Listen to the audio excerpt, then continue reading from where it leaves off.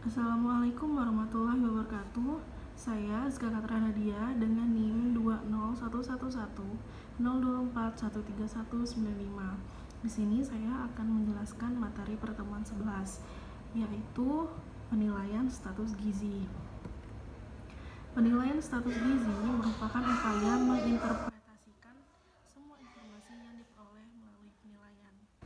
Informasi ini digunakan untuk menetapkan status kesehatan perorangan atau status kesehatan kelompok penduduk yang dipengaruhi oleh konsumsi dan utilisasi zat gizi.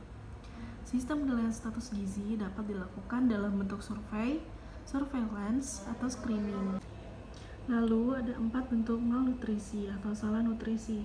Yang pertama, undernutrition, yang kedua, specific nutrition, yang ketiga, overnutrition, dan yang keempat, imbalance. Lalu ada macam-macam penilaian status gizi. Yang pertama, penilaian status gizi secara langsung yang dibagi menjadi 4 penilaian, yaitu antropometri, klinis, biokimia, dan biofisik. Yang kedua, penilaian gizi secara tidak langsung.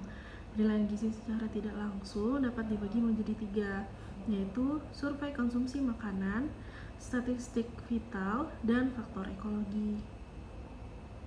Lalu ada bagian antropometri. Antropometri ini berasal dari kata anthropos dan metrios. Anthropos yaitu manusia dan metrios yaitu ukuran.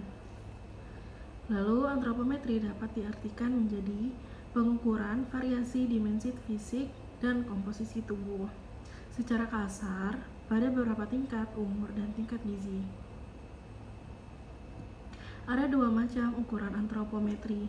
Pertama, massa jaringan, ukuran yang menunjukkan pertumbuhan massa jaringan aktif, seperti lemak atau tanpa lemak, dalam bentuk BB, lila, dan TLBK. Yang kedua, linear, ukuran yang menunjukkan pertumbuhan otot, tulang, dan rangka, dalam bentuk TB, LK, dan LD. Ada pula jenis parameter. Yang pertama, umur. Menurut Puslitbang Gizi Bogor, pada tahun 1980, batasan umur yang digunakan adalah tahun umur penuh atau completed year. Dan untuk anak, umur 0 sampai 2 tahun digunakan bulan usia penuh atau completed month. Contoh tahun usia penuh yaitu 7 tahun, 2 bulan dihitung 7 tahun. 6 tahun 11 bulan dihitung 6 tahun. Dan bulan usia penuh yaitu 4 bulan 5 hari dihitung 4 bulan, 3 tahun 27 hari yaitu dihitung 3 bulan. Di pedesaan banyak keluarga yang tidak mempunyai catatan tanggal lahir anaknya. Selain itu juga ada kecenderungan untuk menulis angka yang mudah seperti 1 tahun, 1,5 tahun, 2 tahun, dan 3 tahun. Kedua, berat badan. Berat badan menggambarkan jumlah protein, lemak, air, dan mineral pada tulang. Pada remaja, lemak tubuh cenderung meningkat dan protein otot menurun. Merupakan ukuran antropometri terpenting dan paling sering digunakan pada bayi baru lahir atau neonatus. Alasan mengapa pengukuran berat badan merupakan pilihan utama yaitu pertama, parameter yang paling baik, mudah terlihat perubahan dalam waktu singkat karena perubahan konsumsi makanan dan kesehatan. Memberikan gambaran status gizi sekarang, jika dilakukan periodik, memberikan gambaran pertumbuhan. Dan juga berat badan ini merupakan umum dan luas dipakai di Indonesia. Ketelitian pengukuran tidak banyak dipengaruhi oleh keterampilan pengukur.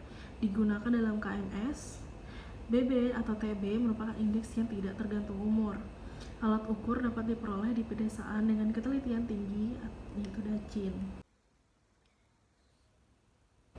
Lalu tinggi badan. Tinggi badan merupakan parameter yang penting bagi keadaan yang telah lalu dan keadaan sekarang, jika umur tidak diketahui dengan tepat.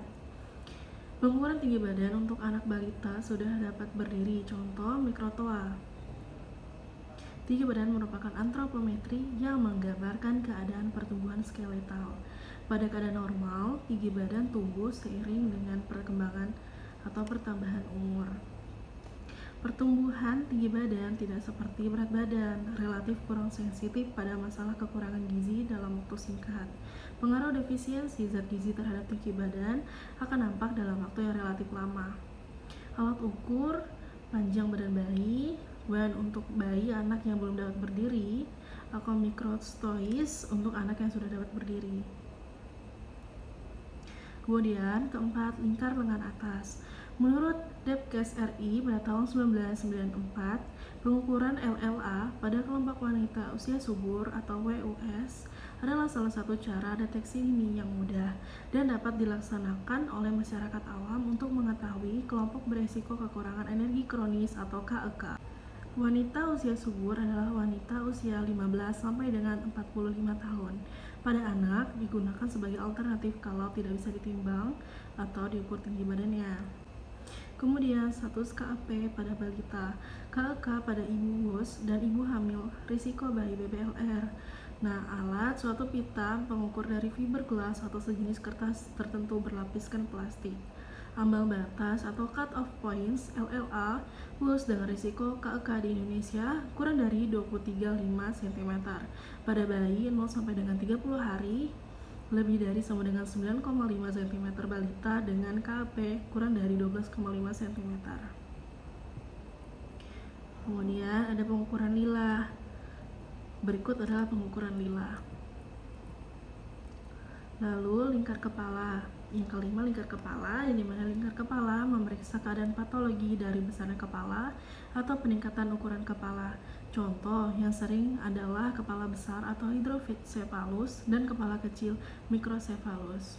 Lingkar kepala terutama dihubungkan dengan ukuran otak dan tulang tengkorak. Masalah yang sering dijumpai adalah mengenai standard of reference. Tulang tengkorak atau lingkar kepala dipengaruhi oleh suku bangsa dan juga genetik. Juga dipengaruhi oleh kebudayaan, seperti orang Amerika Utara, di mana kepala anak agak besar. Lalu keenam, lingkar dada. Biasanya dilakukan pada usia 2 sampai dengan 3 tahun, karena rasio lingkar kepala dan lingkar dada sama pada umur 6 bulan. Setelah umur ini, tulang tengkorak tumbuh secara lambat dan pertumbuhan dada lebih cepat. Umur antara 6 bulan dan 5 tahun, rasio antar lingkar kepala dan dada adalah kurang dari 1. Hal ini dikarenakan akibat kegagalan perkembangan dan pertumbuhan atau kelemahan otot dan lemak pada dinding dada. Ini dapat digunakan sebagai indikator dalam menentukan KEP pada balita. Masalah yang sering ditemukan adalah akurasi pengukuran atau pembacaan karena pernapasan anak yang tidak teratur. Kemudian ketujuh, tinggi lutut. Tinggi lutut erat kaitannya dengan tinggi badan, sehingga data tinggi badan dapat didapatkan dari tinggi lutut bagi orang yang tidak dapat berdiri atau lansia. Pada lansia digunakan tinggi lutut karena pada lansia terjadi penurunan massa tulang atau bungkuk. Sukar untuk mendapatkan data tinggi badan akurat. Kemudian 8, jaringan lunak. Metode yang digunakan untuk nilai komposisi tubuh atau jumlah dan distribusi lemak subkutan, ultrasonik, densitometri atau melalui penempatan air pada densitometer atau underwater weighing, teknik isotop dilution, kemudian metode radiologikal, kemudian total electrical body conduction atau TOBEC, dan yang terakhir antropometri, pengaturan berbagai tebal lemak menggunakan kaliper. Kemudian ada beberapa pengukuran tebal lemak dengan menggunakan kaliper. Yang pertama dengan lengan atas, yang kedua lengan bawah, yang ketiga tulang belikat, yang keempat di tengah garis ketiak, kelima sisi dada, keenam perut, ketujuh suprailiaka, paha, tempurung lutut. Kemudian kedelapan pertengahan tungkai bawah. Lalu ada indeks antropometri. Parameter antropometri merupakan dasar dari penilaian status gizi. Kombinasi antara beberapa parameter disebut indeks antropometri. Penggolongan keadaan gizi menurut indeks antropometri yaitu pada sumber pada Puslitbang Gizi 1980, pedoman ringkas cara pengukuran antropometri dan penentuan gizi Bogor. Indeks antropometri pengukuran dari beberapa parameter.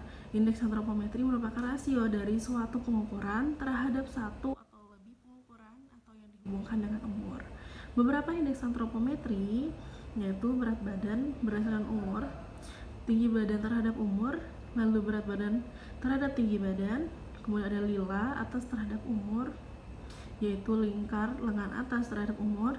Yang kelima ada indeks massa tubuh atau IMT, lalu ada tebal lemak bawah kulit menurut umur, dan ketujuh rasio lingkar pinggang dan pinggul.